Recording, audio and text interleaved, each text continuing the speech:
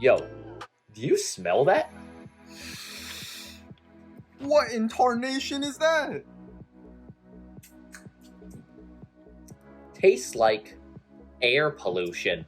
That's what I don't like. Air pollution is bad. Let's talk about it. Welcome back, ladies and gentlemen, to yet another episode of Environmental Enthusiasts. We thought the series would close earlier, but we couldn't think of anything better to do. Thus, the show must go on. It's been a while since we've had a sponsor, but luckily for this episode, we are blessed. Here's a message from our sponsor. This episode is sponsored by Impossible Foods. Have you listeners ever tried the Impossible Burger? It looks like meat, it smells like meat, it even tastes like meat. But nope, it's plants. These burgers that have plant-made patties are helping cut down cow-based emissions. Crazy stuff if you ask me. Go give it a try. You won't even taste the difference.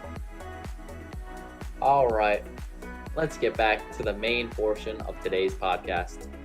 Let's talk about air pollution. Just as the name air pollution suggests, it refers to the bad floating stuff in the air that is becoming detrimental to the health of the earth. This can come in the form of smog, soot, toxic compounds, greenhouse gases. All of these are just pretty nasty. Smog can irritate the eyes and throat and also damage the lungs. Greenhouse gases are a leading cause of climate change, and hazardous air pollutants can be deadly, even in small amounts. This stuff is killing us and the planet with it. You're right. That's terrible. But where is this stuff coming from? Air pollution is caused mostly as waste output from human activities. It comes from car exhaust, factories, cow emissions, the burning of fossil fuels, as well as many others. The output of all of these rises into the atmosphere and contributes to the problem. What's that? Our special guest is ready? Well, let's not keep him waiting. Take it away, Edwin. Alright, stop. Greetings, viewers. I'm coming to you live in Delhi, India. One of the most polluted cities in the world. Right now, I can see factories pumping out dangerous chemicals. But those car emissions, oh my god. Well, today I have the pleasure of speaking with David Liu, co-founder and CEO of Clarity Movement Co., a team of passionate engineers and scientists focusing on making a positive impact in the world by tackling the global air pollution crisis. Now, David, in which kind of activities is Clarity involved?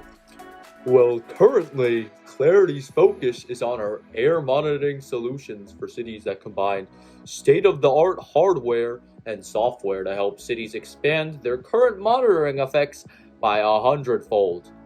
It provides the most actionable, hyper-local information for government officials and citizens to understand and act on air pollution. I see. So you're working hard to monitor the impacts of air pollution. What kind of impact has this had on the communities you've worked with? Well, there's a huge information gap in current environmental management practices where policymakers simply do not understand air pollution enough to effectively mitigate it. This is a gap that Clarity is actively working to fill.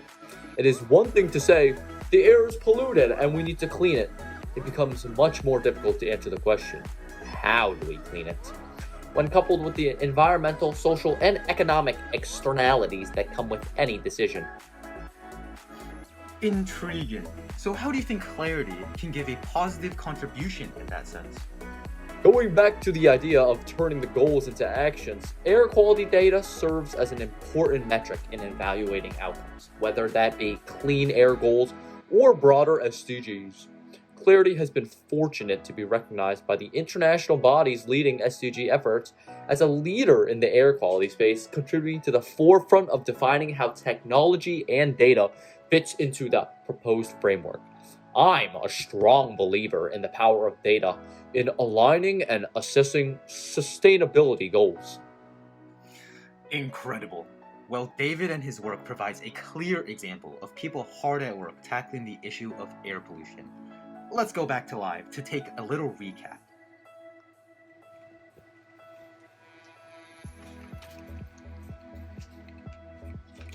Ah, yes, David is certainly a model citizen when it comes to air pollution. Now, how can we learn from him? Well, fear not. There are many things us common folk can do to help.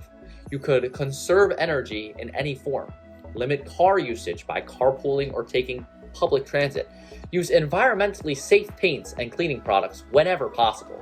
Look for the Energy Star label when buying home or office equipment, but wait. It's also important to protect yourself from the already harmful effects of air pollution.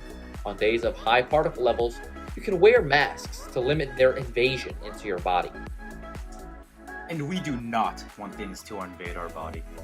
Well, that's about it for the second edition of the live edition of this podcast. Will there be an episode next week? Probably. So see you next time on